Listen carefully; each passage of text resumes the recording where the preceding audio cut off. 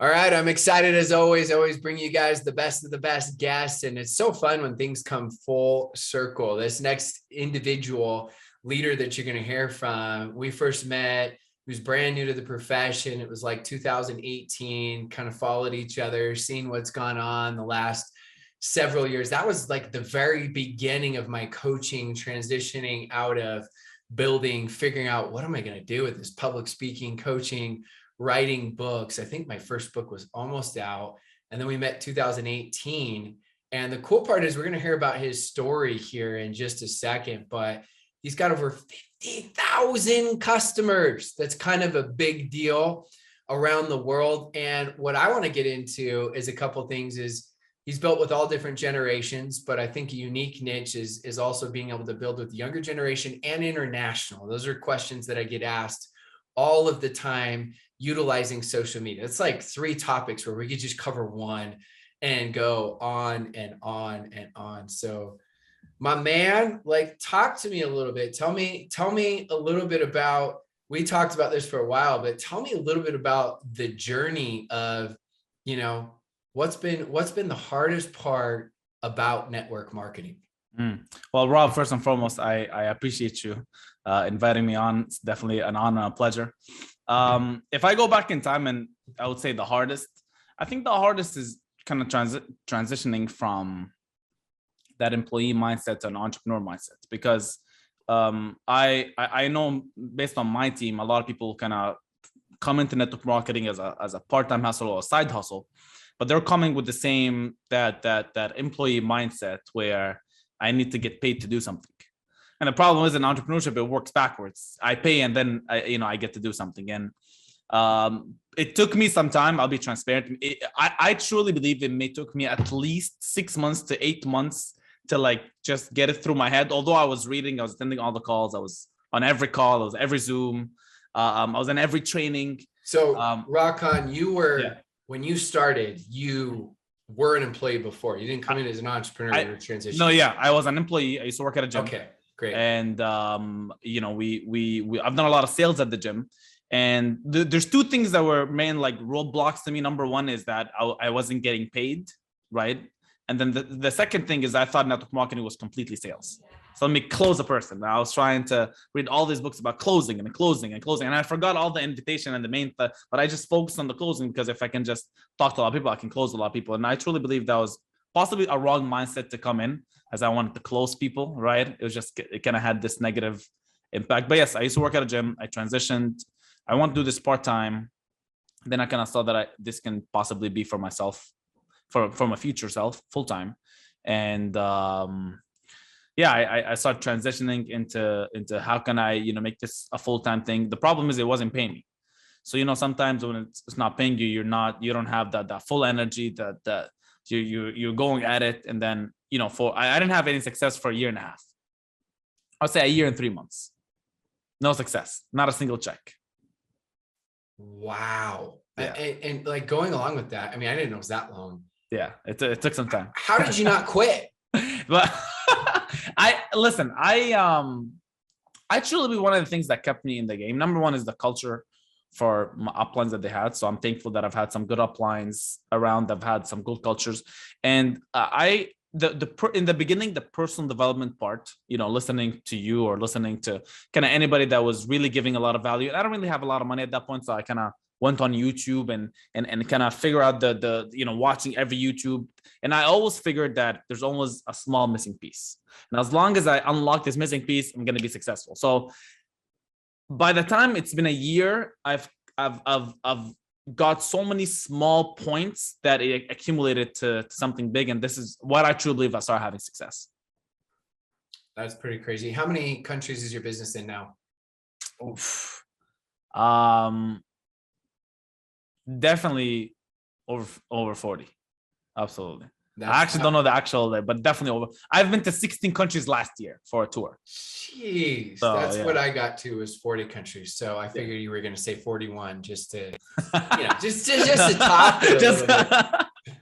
Oh, that's pretty amazing journey. Cause I know that, and this goes for all of you guys, just to understand. We talk about all the time, the network marketing profession of you got good stocks And even the good stocks, they go through the down times, the down moments. Like currently right now, one of my friends is a top corporate person at Adobe, and Adobe's actually crushed it in sales, but their stock's down 25% right now from its peak 5 months ago. And people just don't realize this. They say they realize it, but they can't handle the lows. And the lows happen. We're drama kings and queens, right? We exaggerate our successes, we exaggerate our failures. And all of a sudden it's just like, oh, this thing's just not working, right? They don't take responsibility. They don't truly focus on the process. And so I love that you did that. I love hearing your story, because I think sometimes, we hear just the fast success and we don't hear the struggles that people had and what they went through. And now you've transitioned into building your business internationally. So if you were to give some top tips, because I get this all the time. This is actually a question that was asked to me recently from a personal coaching client. How would one go about building their business internationally? Like, let's just say they just have no clue. Let's say they're not from another country. They're from whatever their current country is they're tuning into right now. And they're like, my company's expanding. How do I build in another country? Cool. Well, I'll share a story of, two stories. About the first one was my Middle East team, and the second one was my Latino team. These are two cultures that I've been obsessed with. I'm Middle Eastern, so I somewhat like my culture. And then the Latino culture, I kind of started falling in love because I used to work while I was doing network marketing in the beginning. I used to work at it was like a Latino club, right? So do you speak Spanish now? I definitely do not speak a word of Spanish. I tried to have a couple of words just in case, I tried to talk to somebody, but definitely not enough to hold a conversation. But so I remember there was my two parts. So in the beginning, I'm like, okay, well, let me build with what I know, right? The language that I speak Arabic. So let me build it with the language that I know. And you got to understand that, for me to build the Middle East, it took like 3 years, literally 3 years to actually build the Middle East. And here's what I think there's steps to it. So let's say my company is expanding in currently the Middle East right now. And what I did, I'll not forget this day. I called a couple of my leaders. They were Arab, but they were here in Toronto, or the Arabic speaking. And I started telling them that we're going to do this. Now, you ever told somebody something like, ugh, because I've said the same sentence 1,000 times, like, okay, this is going to be it. We're going to now build the Middle East. You've told us this at least 450 times. Like, is this really the one? And the reason why I failed prior is because, I said we're going to do it, but I wasn't really consistent with it. And the first thing that I did is I opened up my Facebook and my Instagram, and literally not an Arabic speaker, anybody that has even remotely close of an Arabic name, I shot a message to. I'm like, I'm launching a business, and I want you to see this. And I truly believe in like a week and a half span, I've messaged at least 2,000 people. Now, this is not always. This is just I was just obsessed for 2 weeks, and I'm like, this is my time to actually build it. And what's funny, and this is why I was telling one of my teams yesterday. I was telling them, I'm like, you never know who comes through who, because I've had a guy that have been wanting to join he's in the Middle East. They've been wanting to join my business for at least since I got started. And this is a friend that I know from like when we were really young. But every time I like send him a link, he doesn't sign up, or I don't have the money, or let me figure this out, or he just gives me any excuse. So I naturally stopped like wasting my time with him. And when I don't know why I reset to him again, and I'm like, listen, I need, like, you've been trying to sign up for 2 years. I want you to get me somebody that will build this in the Middle East. It's like, yeah, but I've heard the from. So I just kind of ignored it and I moved on. He calls me possibly 4 days after, and he puts me on a phone call with a random kid, just random kid. He's like, okay, so I heard there's a business launching. Well, what's going on? And in the most botchiest way, in the non, like I just kind of tell him kind of what's going on in a very quick 2-minute pitch. I tell him what's going on. He's like, okay, send me a video, and I'll add you on Facebook. I'll message you there. I'm like, well, this is definitely not gonna go well, but here's a video. And I did like the worst kind of video. And this is kind of one of the tips that I would tell somebody. If you have an opportunity video in your, in that language, have it there, because you're gonna send it out. If you do not, there's like rev.com, right? You can literally go there and pay like let's say the video is 20 minutes, you can literally pay $20, $30, and you can translate the entire thing in that line, whatever line they have, like so many languages. You can translate that video into a different language. Yep. So guys, whenever you're rev.com, they'll do either captions if you want, or they'll do subtitles if you want in any language. And it's what, $1 a minute? Yeah, $1 a minute. It's really cheap. Worth it. Yeah, definitely worth it. So, well, I spoke Arabic, so I've had, I just shot an Arabic video. I literally went on Zoom, I click record. It was no crazy cameras. There was nothing. I just click record. I shared my screen and I explained, and I tried as much as I can to make it 15, 20 minutes. Just really getting the point across, not explaining all the details. So he calls me a couple days after. He's like, I want to get started. So I'm like, okay, well, I've had this belief that building international teams always comes with smaller packages. And it's just, I don't know why, it's just a belief. I've always thought the Middle East was broke. I think the Middle East has more money than North America, but that's my belief right now. Back in the days, I just had this belief that, well, because they're in Africa or because they're in this country or in this country, they won't buy the biggest package. So he came to me like, oh, I want to buy the big package. I'm like, it's $1,500. Like, I don't know if you switch that into our currency, that's a lot of money. Like, yeah, that's fine. But I felt like he saw my limiting belief that, I didn't believe that this is going to be sold. But anyway, he actually got started with the biggest package. And today, this guy is pretty much the number one earner in my team in the Middle East. He has at least 17,000 active members in the Middle East, all selling bigger packages because of this guy's belief. So from the 2,000 people that I messaged, not even one. Some of them signed up with me as customers and stuff, but not even one was actually a builder. It came through somebody that I contacted. So it was a taproot of somebody that didn't even sign up. To this day, didn't sign up. Old school principle, tap rooting, that isn't taught or talked about enough. It's the art of sponsoring a circle of influence, because regular distributors sponsor other distributors and customers, whereas leaders sponsor circles of influence. Yeah. And, I just think that going through that and even going through those specific numbers, like people say how bad they want it and they're willing to do whatever it takes, but they truly treat this like net lottery ticket marketing, net hoping, net wishing, net dreaming, net looking around, right? Because you go look at their activity and they work 22 hours for the week, but how many new people did you reach out to? And they didn't reach out to anybody new. And that's what I harp on the most is, most people could actually get more done in part-time work if they focus than when they transition into so-called full-time and they're fake working. And so just hearing those numbers and what happened, how it transitioned, and you asked a really simple question, and that's one of the top questions for building international. Who do you know? Who do you know that's in this country? Who do you know that has connections to this country, right? Who do you know that loves this country? Like, just asking that question. They used to say prior to social media, if you know 7 people, you know the entire world. And I'm like, I don't know if that's true. And then social media came out and I'm like, that's 100% and completely true as you go. Well, you've also been able to work your business with, all generations. But with the younger generation, I get that question a lot. Like, people are like, right, what do I do? And how do I build?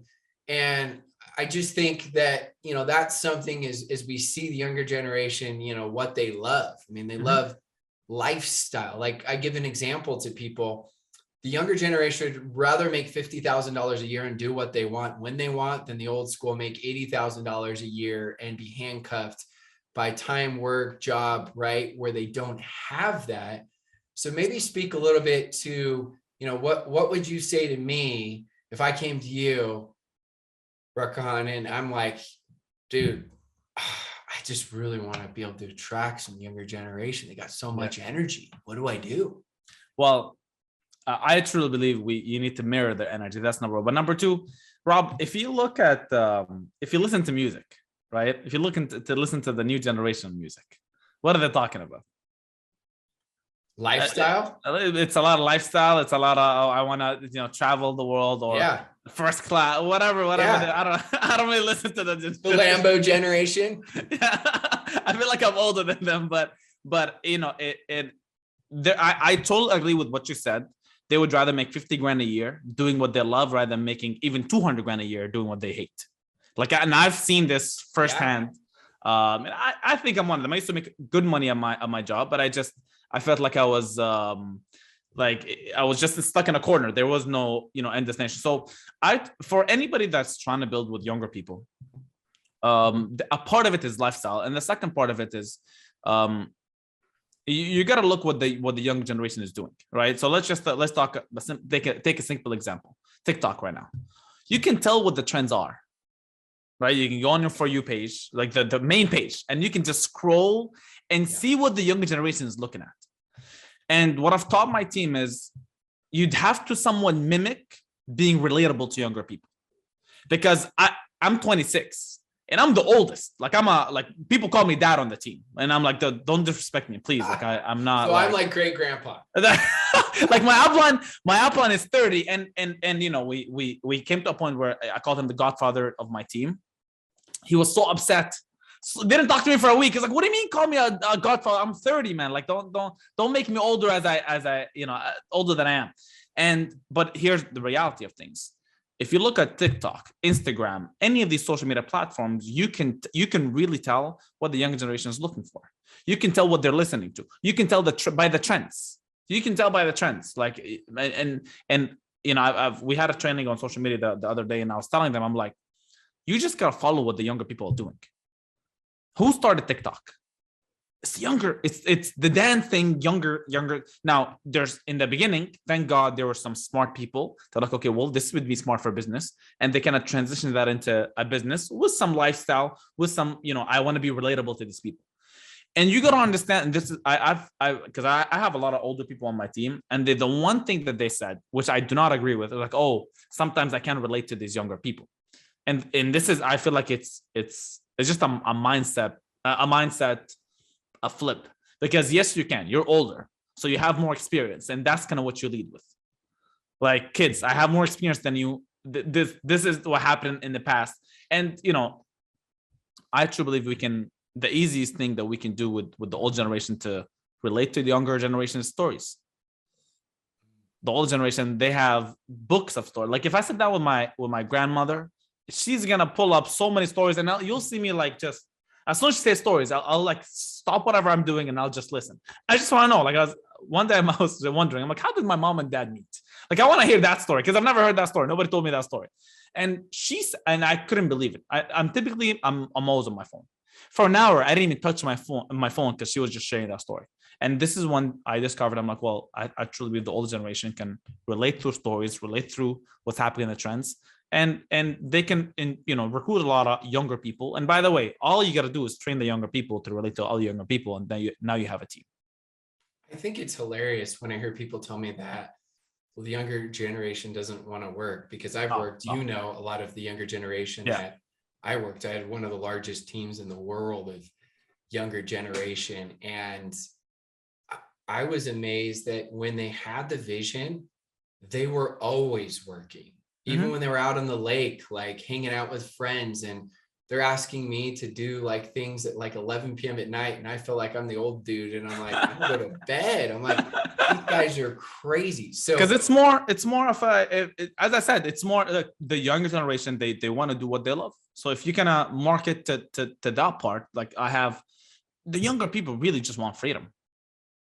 I'm telling you, you can give a younger person $50,000 a year. I'm like, you have all the freedom in the world. I don't need more money. It's fine. It's just so different. And we have, like, think about it.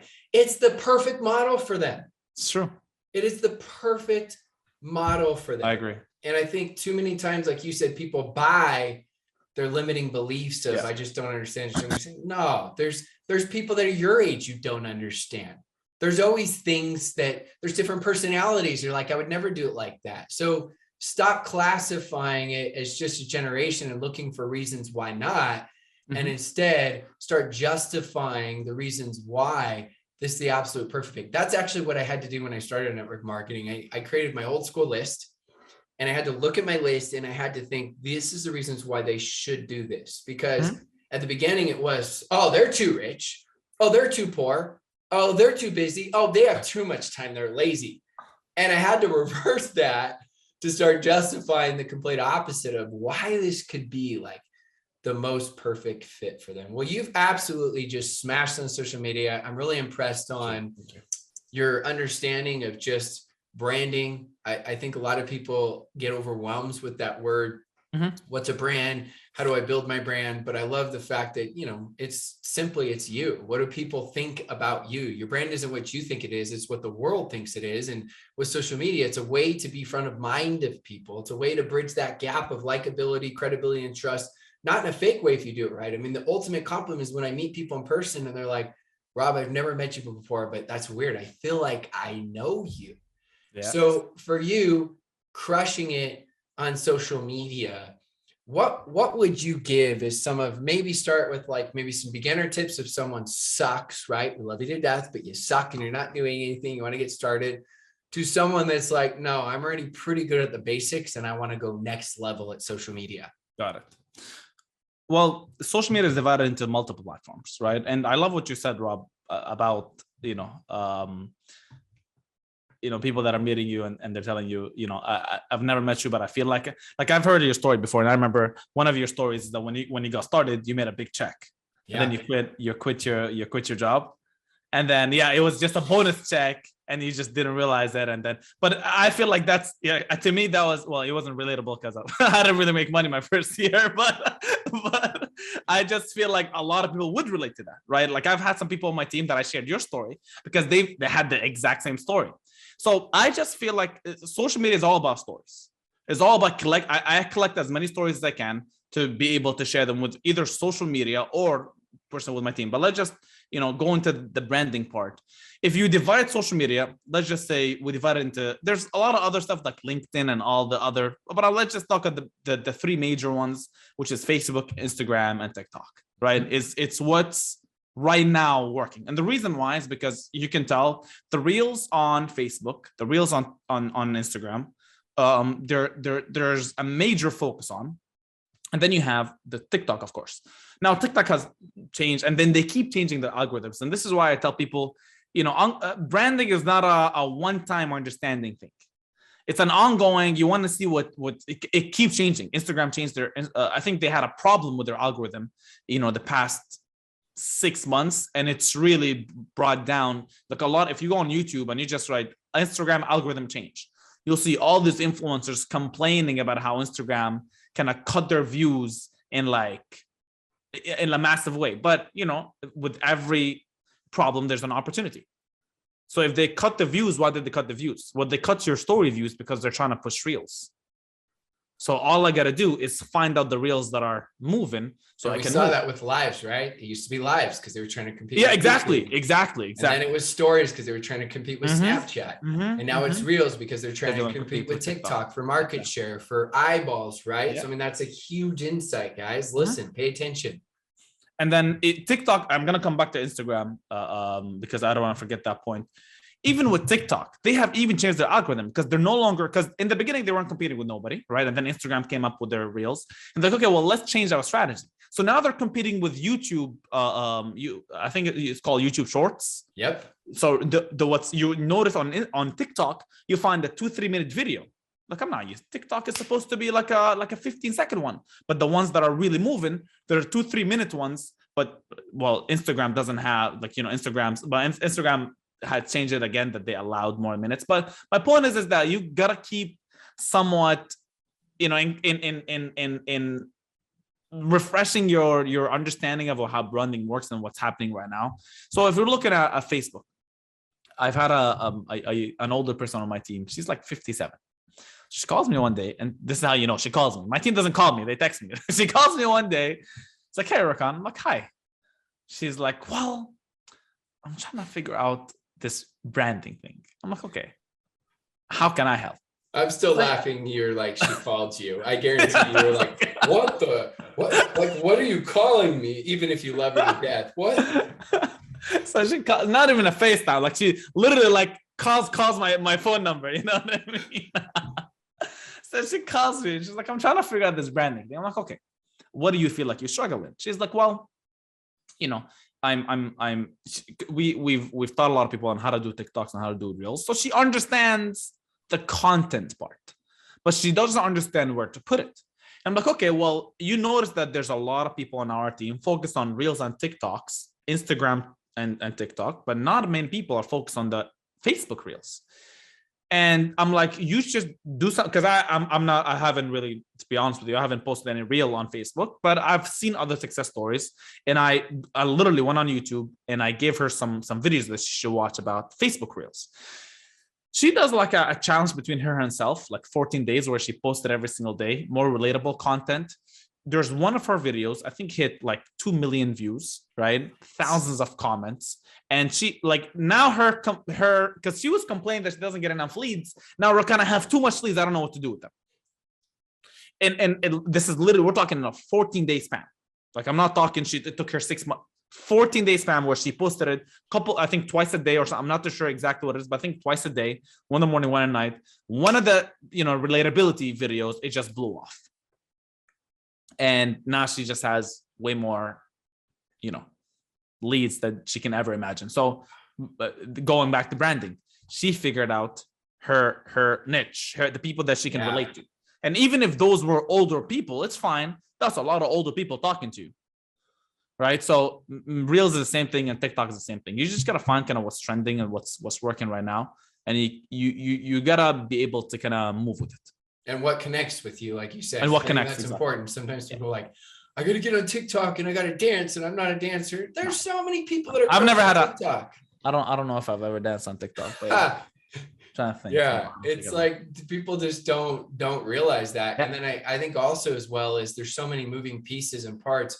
Yeah, you find one platform you focus on. Yeah, 100%. And then as you get better, like she did, 14 days, then you start to take that content and you repurpose on multiple platforms, because we never know when something happens, an algorithm, massively, there's no traction here, but then this platform's getting more traction and certain people are only on TikTok and barely on, Facebook, and others are just on Instagram. So it's like, it doesn't take that much longer.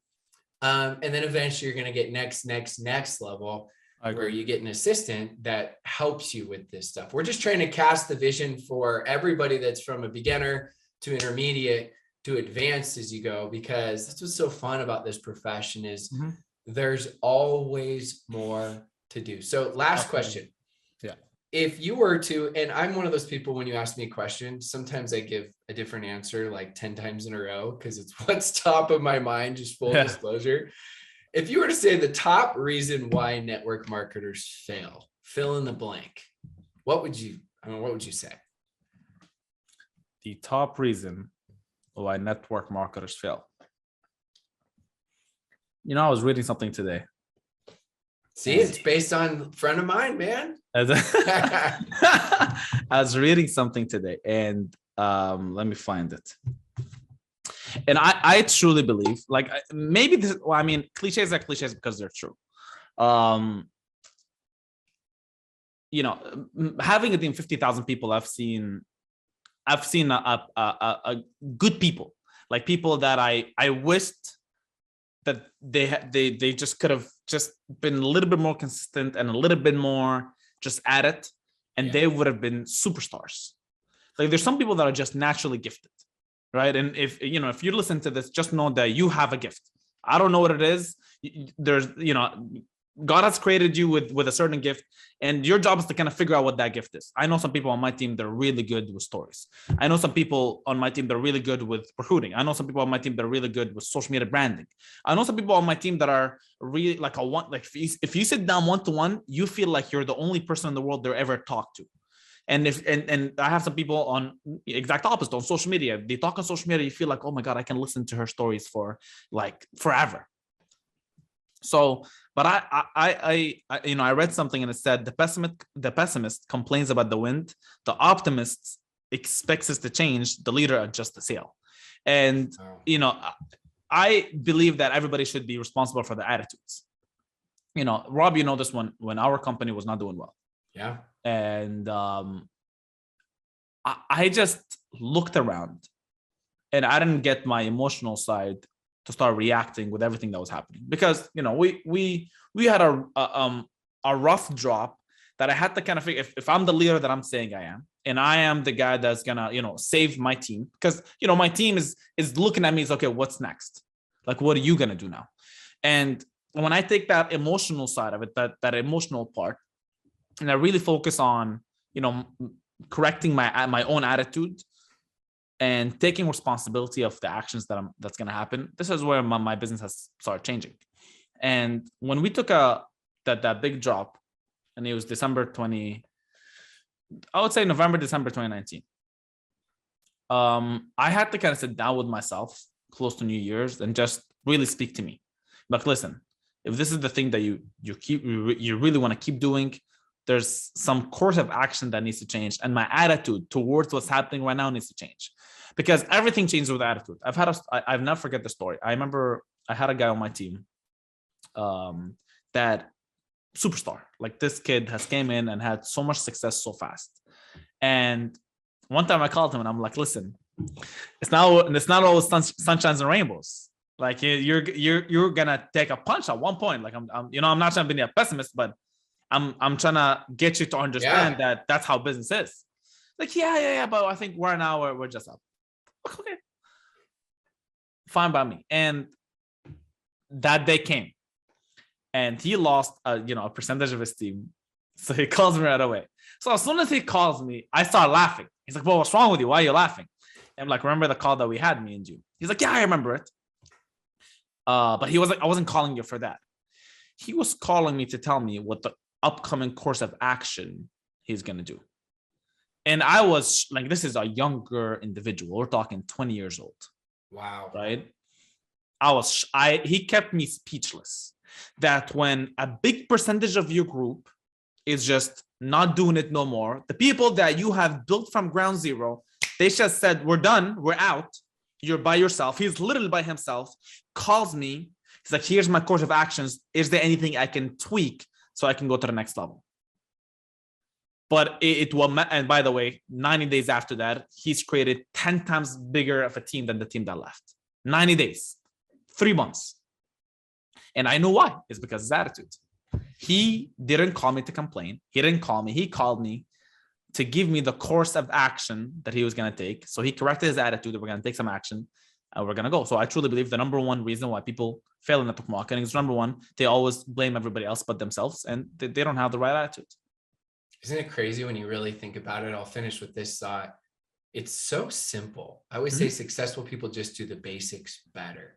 I agree. Your mind is either going to focus on solutions or problems. It's that simple. Your mind is insanely powerful. Are you using that power to create more problems and self-sabotage your business?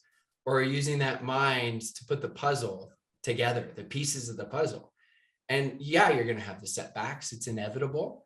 But this individual, this young leader, he used it as a way to say, you know what, I'm going to create even a better puzzle this time. I have to start over again. Okay, well, let's create some new pieces and, let's put this together bigger, better, faster, right? And I know it's like, so we've both been through the massive struggles, right? I remember working 80 hours a week, making less than $400 in the month, my 5th month in the business. Like, we've been through it. Yep. So we're not just like talking from, like, we know like how bad you want it. We know, but you just shared so many powerful stories that hopefully inspire all of you to get into action, because don't be the broken know-it-all. You're not going to learn your way from just watching and studying. That's good, but great is actually taking action on it. So I just want to say thanks so much for coming on. I'm glad we didn't have any questions beforehand. We just went with it. You guys know that's my style. So everything was completely intuitive. Rakan, my man, I just want to say thank you so much for being on. Where can everybody find you on social media? At Bank of Khalifa. At Bank of Khalifa. Bank of Khalifa. All right. That'll be easy. Go find it. It'll be very easy. Facebook, Instagram, Facebook, TikTok, Rakan Khalifa. Everywhere, man. Everywhere. Same name. All right, my brother. Until the next time, I appreciate you coming on. Thank you.